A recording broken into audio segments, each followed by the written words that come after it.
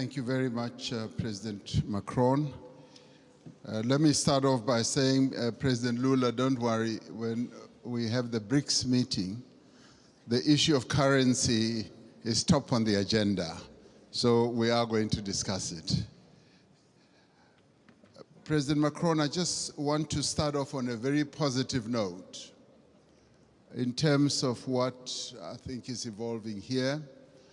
I think there is consensus that is clearly embraced by everyone that we need to address climate and poverty because they go together, there's a nexus. And as it were, we need to burn the candle on both sides. So that's important, so that's agreed. And we all recognize and accept that we need capital at scale to address the key challenges that many countries in the world face, particularly the developing economy countries.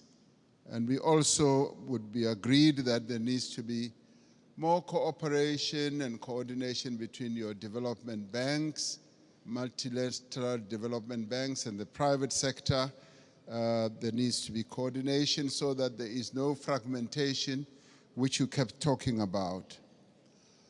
But I think what is important to many of us is that there should be solid consensus on the reform of the financial architecture of the world. Because without that reform, the dreams and the objectives that we have to address our challenges will not be realized. And those reforms need to touch on a whole range of issues. Mr. Mo Ibrahim yesterday even spoke about something that we may think is insignificant, that the boards of directors of your multilateral institutions are not made up of independent directors. They are largely internal people or shareholders. So that in itself, for us, it's an important reform. We also need to look at the distribution of the special drawing rights. I find it a bit difficult to be told that this is set in the rules and it will forever be like that, and that it's either you get 0 or you get 34 billion. In our view, this is not a zero-sum game. It's a game where we all need to be dealt with equity in an equitable manner. And there is a need for reform in that regard as well. And the other important thing for this to happen, it will help us not to participate as unequal cousins in these institutions. It will help us to participate fully, and so that we don't have a sense that we are beggars, that we are being dealt with out of generosity. I think it's important in the new era that the world is in now that there should be a good measure of equality among sovereign nations. You know, recently, 7 African countries decided to go and put a call for peace to Ukraine and to Russia. And we raised a number of issues. Zambia was represented, Comoros was represented, Republic of Congo was represented, Senegal was represented, Uganda, as well as South Africa. So we were all represented, and Egypt as well. So we were all at one, that even as we were going to address an issue of the war which has had a negative impact on the African continent, which is the rise in prices for food, rise in prices for fertilizers, we were clear that we are not going there as beggars. We are not going to ask for a favor to both Ukraine and Russia. We were going there to say, open up the Black Sea Channel so that the grains and the fertilizers should go into the world market. So we were not on a begging mission, even as We are in great need as a continent and all that. That should go to demonstrate that Africa should never be seen as a continent that needs generosity. We want to be treated as equals. Even in the multilateral institutions, we want to be treated as equals. And if our equity is at a low ebb, there must be ways in which that can be addressed. To us, this is very important. Our sovereignty is one of the things that we hold on dearly to. And we demonstrated that very clearly to both President Zelensky and to President Putin when it came to this issue.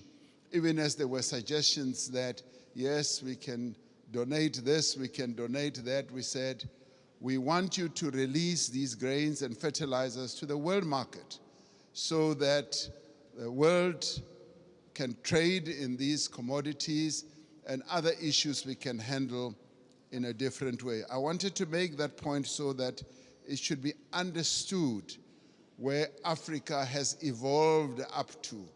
We want to be key players on the world stage, want to be key players even in the financial markets and in the MDBs.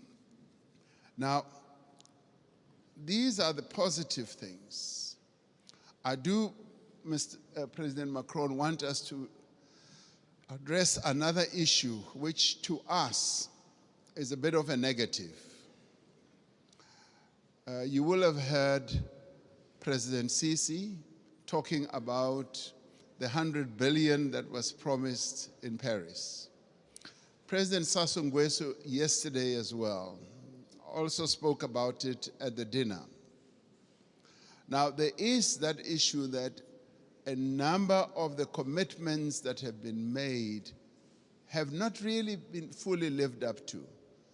But before I get into details, let me immediately say that we recognize the many initiatives that have been put on the table, and a number of countries here have done so. Germany has gone out of the way to put a number of initiatives, and the US has also done a number of things.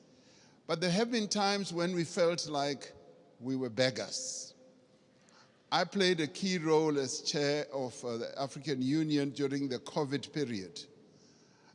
We felt like we were beggars when it came to vaccine availability, when we felt we needed access to vaccines, and the Northern Hemisphere countries had bought all the vaccines in the world, and they were hogging them. And they didn't want to release them at the time when we needed them most. And we felt like we were begging. And at times it felt like they would just be droppings from the table, that yes, we will give you that and that. And let me tell you something that generated a lot of resentment. We resented that, and it got worse when we said we want to manufacture our own vaccines.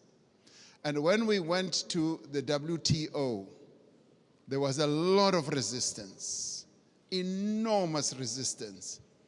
And we kept saying, what is more important, life or profits by your big pharmaceutical companies? And that too, I must tell you now, generated and deepened that disappointment and resentment on our part, because we felt like life in the Northern Hemisphere is much more important than life in the Global South. And these are issues that need to be addressed. And I'm glad that we are all seated here like this, because we've got to get to the heart of these matters and address them. Now, I come to promises that have been made. And Chancellor Scholz was saying, we've got to walk the talk. Yes, we want to see the talk being walked. President Sassou Nguesso yesterday said at the dinner, $100 billion was promised per year. And he was saying, I've never seen that. And many of us will testify that that $100 billion has never really been made available. And this should stand out as something that needs to be addressed. Because sometimes we sit at conferences like this and say, yes, we'll make this available, and we believe you. We believe you, but now the tire must hit the tar. We must now see action flowing from that. Now, I want to then talk about something very practical. President Sassou Nguesso raised it yesterday. He said he would be happy if flowing from this summit, we do something very practical on the infrastructure side. Having said that 600 million people in Africa do not have electricity, and yet we've got all the resources to generate electricity, particularly the mighty Congo River, and that there have been plans to build a number of power stations that will generate, in my calculation, up to 70,000 megawatts. And he said, and I want to speak in support of this proposal, that to prove that these summits are not summits where we just talk, flowing from the Paris COP as well as others, let us now put money on the table and collectively say we are going to address this mega project. A mega project which will in the end generate electricity for up to 12, 15 African countries all at one go. And this is a project that I think the multilateral development banks here working together, the call that you've made, President Macron, can actually fund. And where, as we rise from this, we should be able to say the Inga Dam is now going to be developed into the Inga Power Station, the one that President Sassou Nguesso mentioned, and the next one as well. If we can do that, then we as Africans will now be convinced that these summits are really meaningful. We will now go home and say, you know what, it's worthwhile going to these summits, coming to Europe, and to listen to all the promises because they are willing to act on the promises. This is what President Macron, I believe, will be one of the most important outcomes. The reform of the financial architecture, as well as a practical project, infrastructure project that is going to add a lot of value. President Sisi and I have been talking about a railway from Cape Town to Cairo for years. We will leave that for the next summit, but the one on generating electricity and building power stations on the Inga Dam is the most important, that is immediate, that I believe needs to be addressed now. Let's get that done, and then we will be convinced that you are serious with the promises that you make. Thank you.